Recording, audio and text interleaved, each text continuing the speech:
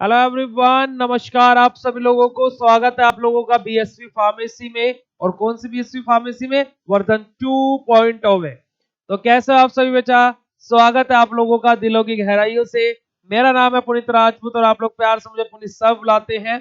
और बेटा, जैसे कि आप लोगों को पता है कि हम लोग बेसिकली डिस्कस कर रहे थे B pharma first semester pharmaceutical inorganic chemistry के इंपॉर्टेंट क्वेश्चन की सीरीज को, जहां पर आज हम लोग अपनी थर्ड यूनिट के 10 नंबर के इंपोर्टेंट क्वेश्चंस के बारे में बात करेंगे।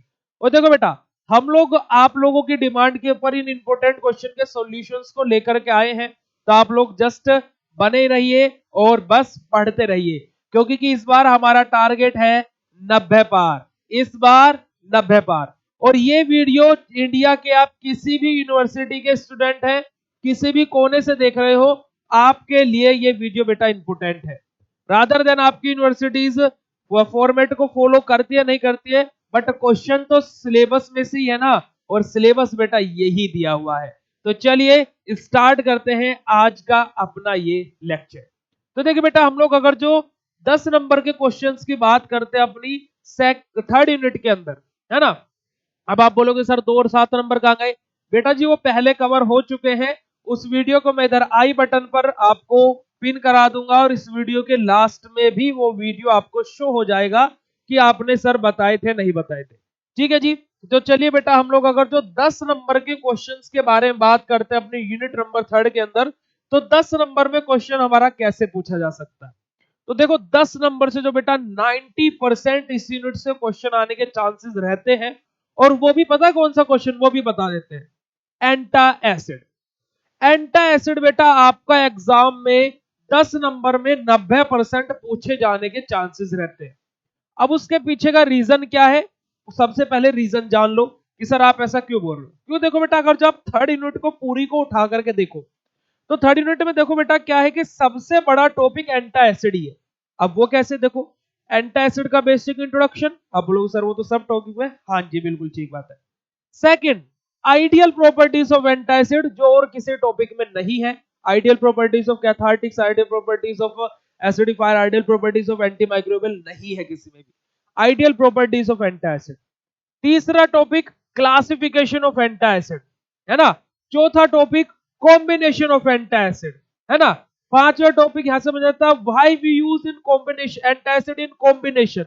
और छठा जो यहां पर है वो एग्जांपल है।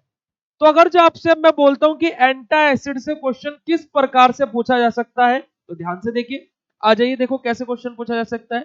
Explain in detail about antacid and its ideal properties also. क्या बोला गया कि एंटा एसिड को एक्सप्लेन करिए और उसकी आइडियल प्रॉपर्टीज को भी एक्सप्लेन करिए, है ना। तो अब इस क्वेश्चन में आपको कैसे कैसे क्या क्या लिखना है। देखो 10 नंबर का क्वेश्चन है, तो बेटा सबसे पहले तो आपको यहां पर क्या लिखना पड़ेगा? एंटा एसिड का बेटा बेसिक इंट्रोडक्शन लिखना पड़ेगा। क्या? इंट्रोडक्शन।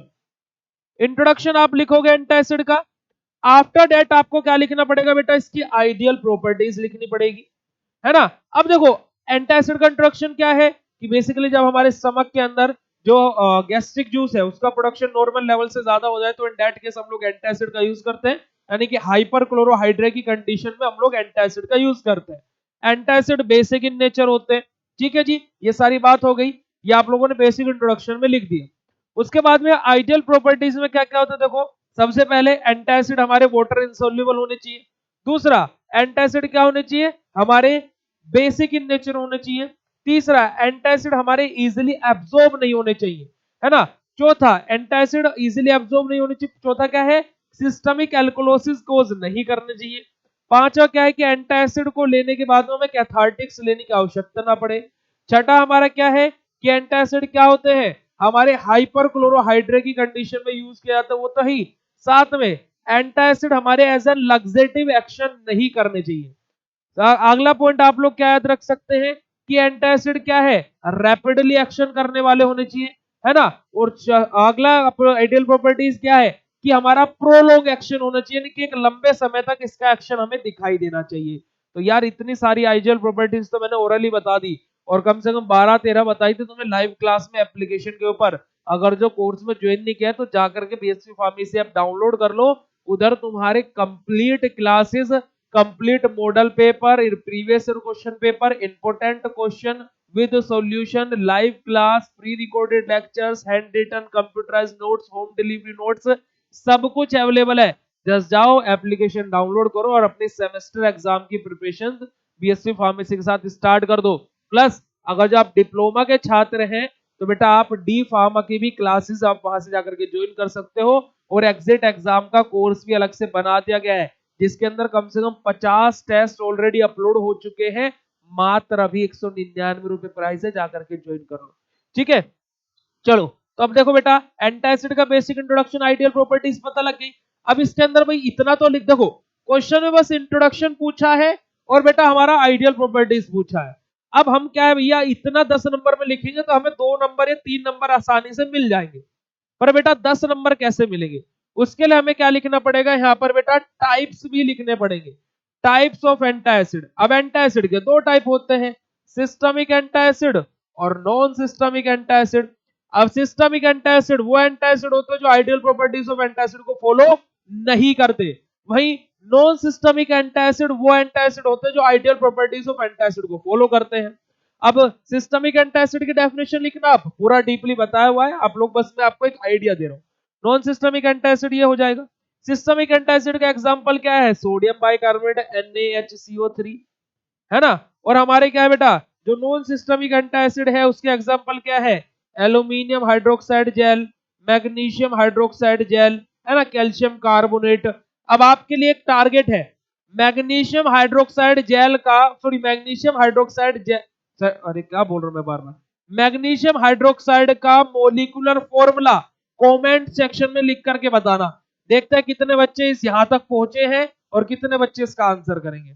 ओके, और फिर बेटा आपको क्या है, यहाँ पर कॉम्बिनेशन ऑफ एंटासिड के बारे में एक्सप्लेन करना पड़ेगा। जो मैंने आपको टेबल बनवाई थी बेटा, एप्लीकेशन वाले बच्चे अगर जो आप हो या फिर अगर जो आपने कहीं से ही पढ़ा है, मैंने एक कॉमन टेबल आप लोगों को बनवाई थी कि हमारा कौन सा कॉम्बिनेशन है और उससे क्या प्रिपरेशन बनेगी, तो वो आप लोगों को टेबल लिखनी है। प्लस यहाँ पर कोई भी बेटा आपको 2 एग्जांपल्स को एक्सप्लेन कर देना है एंटासिड्स के अंदर। ठीक है, वहीं पर देखो define antacid in detail with suitable example, तो यहाँ पर जो मैंने चीजें बताई हैं वो यहाँ पर भी लिख सकते हो, या तो क्वेश्चन ऐसे पूछा जा सकता है या फिर ऐसे पूछा जा सकता है। और एक और तरीके से कभी कभी पूछा गया है, कभी कभी क्वेश्चन पूछा गया है क्या, right short note on difference between acidifier and antacid, है ना, डिफरेंस बिटवीन एसिडिफायर और एंटासिड, एंटासिड और एसिडिफायर के बीच में क्या डिफरेंस रहता है, इसके बारे में भी कभी कभी क्वेश्चन पूछ ले जाता है। तो इसमें आपको क्या करना पड़ेगा, आपको बेटा क्या है, एसिडिफायर को लिखना पड़ेगा जितना मैंने आपको बताया हुआ है, बेसिक इंट्रोडक्शन लिखना पड़ेगा, उसके डिटेल एक्सप्लेनेशन देना पड़ेगा जो कि मैंने आपको बताया था क्या, कि कौन से रिसेप्टर्स होते हैं, 3 रिसेप्टर के बारे में बताया था, है ना, जो गैस्ट्रिक जूस का हमारा क्या है पेप्सिनो, जिससे पेप्सिन बन रहा है, किस एंजाइम की हेल्प से बन रहा है, सारी प्रोसेस मैंने आप लोगों को लाइव क्लासेस में बताई हुई है। प्लस बच्चे क्या है, देखो सारी चीजें प्रोसेस बताई हुई बेटा एप्लीकेशन पर। कोई ऐप वाला बच्चा को जो इस वीडियो को देख रहा होगा तो कमेंट करके बताना यस सर आपने बताया था।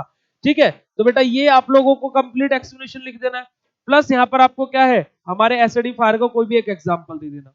ऐसी एंटासिड में जितनी मैंने चीजें आपको बताई वो सभी के सभी एक्सप्लेन करना और बस एक एग्जांपल यहाँ पर लिख देना, बस इतना आप लोगों को अगर जो डिफरेंस बिटवीन पूछा जाता है।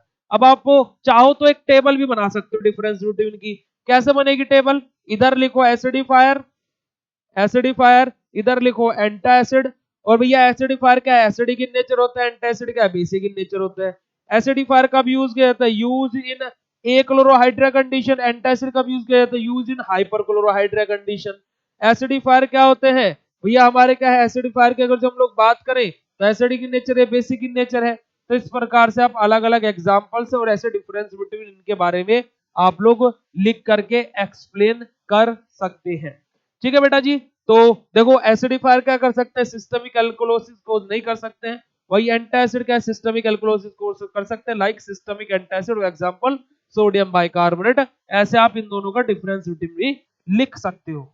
ठीक है बेटा, तो आप BSc pharmacy official app download कर लीजिए प्ले स्टोर पर, वहां पर सारे कंटेंट सारा कोर्स आपको एक जगह मिल जाएगा, कहीं पर और कुछ भी जाने की आप लोगों को आवश्यकता नहीं पड़ेगी। तो इसी के साथ में बेटा जी हमारा क्या हो गया, unit number 3 important question with solution की सीरीज में हम लोगों ने अपनी थर्ड यूनिट भी क्या कर ली बेटा, समाप्त कर ली। अब बेटा हम लोग नेक्स्ट लेक्चर से अपनी फोर्थ यूनिट स्टार्ट करेंगे और कोशिश करेंगे कि फोर्थ यूनिट हम एक ही लेक्चर में कवर कर ले। ठीक है, तो वो वीडियो थोड़ा सा बड़ा रहेगा पर लेकिन 15-16 मिनट का भी होता तो क्या बात है, पर हम लोग उसको एक ही वीडियो में कवर अप करने की कोशिश करेंगे यूनिट नंबर 4 को। तो टिल देन बेटा मिलते हैं आप लोगों से नेक्स्ट लेक्चर में, तब तक के लिए बाय। चैनल पे नए हो तो सब्सक्राइब कर लो, वीडियो कैसे लगा तो वो फीडबैक दो कमेंट सेक्शन में, और लाइक कर दो, और बेटा अपने फ्रेंड्स के साथ में शेयर कर दो। ठीक है बेटा, तो मिलते हैं आप लोगों से नेक्स्ट लेक्चर में। देखो सारी चीजें क्या है कि सोशल मीडिया के कंप्लीट लिंक बेटा डिस्क्रिप्शन बॉक्स में है, वेबसाइट ऐप सब कुछ डिस्क्रिप्शन बॉक्स में लिंक दिया है, तो जाओ डिस्क्रिप्शन बॉक्स चेक करो और सभी प्लेटफॉर्म पर बीएससी फार्मेसी को फॉलो कर लो। ठीक है बेटा, bye bye, thank you so much, जय हिंद।